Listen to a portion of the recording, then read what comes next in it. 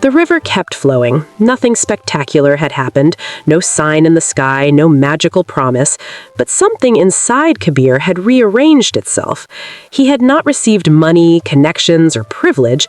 He had received a perspective, and sometimes a correct perspective is worth more than 1,000 badly used opportunities. Before parting, Guruji offered one last thought. Every morning, look into the mirror and ask yourself whether you are growing or shrinking.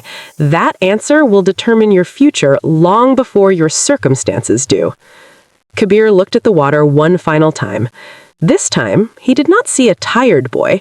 He saw a beginning. That night, Kabir did not return home with the same eyes. Not because his reality had changed, but because his interpretation of it had. For years he had waited for someone to notice his effort, waited for circumstances to improve on their own.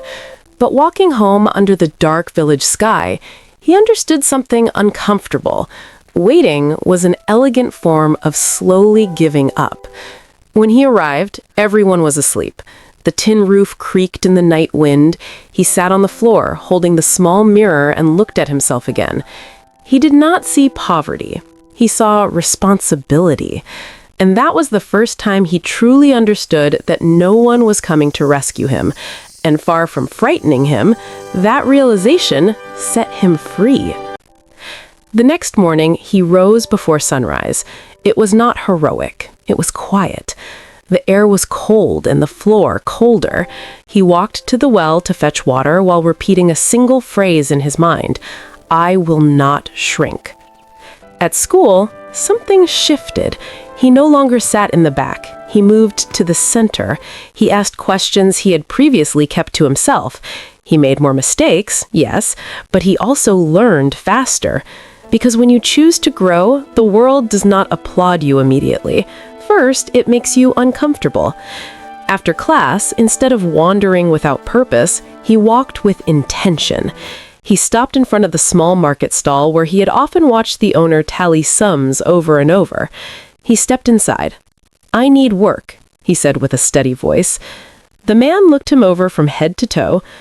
"Do you know how to do anything?" Kabir was honest. "Not yet, but I learn quickly." The man hesitated, but he needed extra hands to wash glasses and wipe down tables.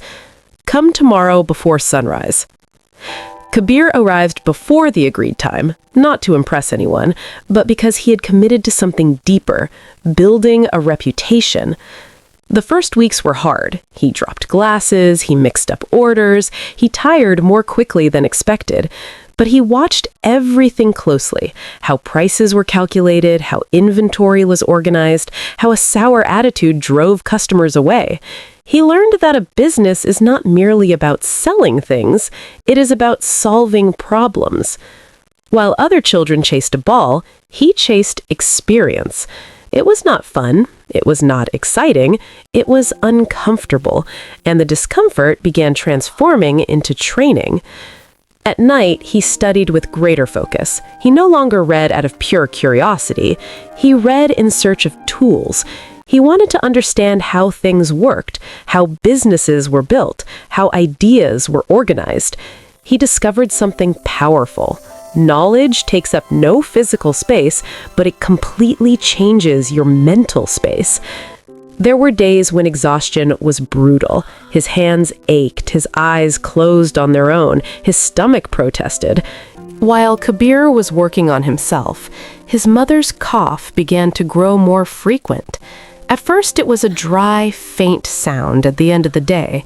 Then it became a constant presence in the house. Each episode seemed longer than the last. Each night grew harder to sleep through. He tried not to show his worry. He kept working, kept studying, kept rising before the sun, but something inside him began to tighten. One early morning, the cough would not stop. His father took her to the small health center in town. Kabir went with them. The white walls felt cold and impersonal. The smell of disinfectant mingled with fear. The doctor spoke calmly, but the words carried weight. Ongoing treatment was needed. Medicines that were not cheap. Stability. The word money reappeared like a towering obstacle. Kabir watched his father count crumpled bills. It was not enough. It was never quite enough. On the walk home, the silence was heavier than any speech. That night, Kabir could not study.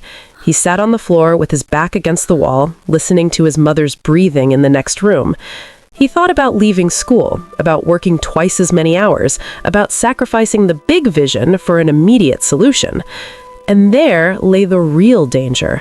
Not giving up entirely, but reducing his vision, telling himself that thinking big was a luxury they simply couldn't afford. While staring at the mirror in the dim light, a brutal question surfaced. What if I'm being selfish? Because when you love your family, sacrifice feels noble, but it can also become a trap if it destroys your future in the process. Kabir walked to the river at dawn. The water moved with its usual indifference. He sat on the stone. He thought about his mother, his father, the doctor, and then he understood something different. If he abandoned his growth, he could only fix the present, but if he expanded his capacity, he could transform the entire future. It was not a choice between dream and family. It was using the dream as the tool to save them. That distinction reorganized him from the inside. He returned home carrying a decision more mature than any child his age should have to make. He would not leave school. He would not shrink. He would become more capable. He accepted more hours at the stall. He began offering small repairs on his own in the afternoons, fixing old radios, checking burnt-out wiring. He made many mistakes, but he learned more. On nights when the body simply would not cooperate, when exhaustion was physical, emotional, and mental at once, when the urge to cry came for no clear reason, when rage at the injustice surged up, when the fear of not being enough crept in, every time the thought, "I can't," appeared, he met it with a stronger one, "Not yet." That small shift in wording saved him, because "I can't" closes doors, "not yet" leaves them open. One day, while helping his mother sit up in bed, she looked at him with a different kind of expression. "Don't make your life small for our sake," she whispered. "I'm trying to help," he said. "Help me by growing, not by shrinking." From that day on, every time fear appeared, Kabir recalled that look, and he came to understand something many adults never do. Pressure is not the enemy of growth. It is the gymnasium where growth is forged. With time, the small repairs Kabir made began to multiply. First, a broken radio. Then, a flashlight. Then, a small electrical device nobody else was willing to touch. He had no sophisticated tools, but he had patience, and patience became reputation. Some people doubted him. Others distrusted him outright, but those who came back did so for one simple reason. He solved problems with honesty. He saved every coin. He did not buy new clothes. He did not seek recognition. He reinvested everything into better tools and more learning. Years later, that improvised table outside his home became a small shop. It had no grand signage, but it had something money cannot easily purchase: credibility. And when credibility accumulates, trust follows. Then, just as things seemed to be stabilizing, a large store opened in the center of town. Bright lights, low prices, loud advertising. Many customers stopped coming. Kabir felt the blow. He could have slashed his prices. He could have complained. He could have blamed the system. But he remembered the mirror. He was not competing in size. He was competing in value. Instead of cheapening his work, he elevated his service. He explained each repair. He taught customers how to care for their devices. He offered a guarantee. While the big store promised speed, he promised responsibility. At first, it was slow going. Then it became steady. Then it became obvious. When the big store began to fail under the weight of its own carelessness, people returned to the one who did things properly. Kabir understood something fundamental. The world may be dazzled by glitter, but it is sustained by trust. Over the years, he opened a second location, then a third. His essence did not change. He still rose early, still reviewed every detail, still kept learning. His mother received consistent treatment. His father left the exhausting fieldwork behind. The house was rebuilt. But Kabir kept the old mirror. Every morning he looked at it and asked the same question: am I growing or shrinking? And now that question comes back to you.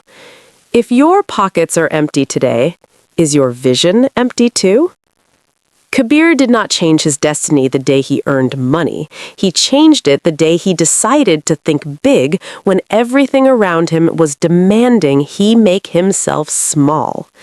If this story has lit something inside you, do not ignore it. Write down that dream you have been postponing. Sometimes putting it into words is the very first act of courage. And if you know someone who needs to hear this today, share it with them. You never know when a story might become someone's turning point. Remember, the size of your wallet does not determine the size of your future. Your decision does.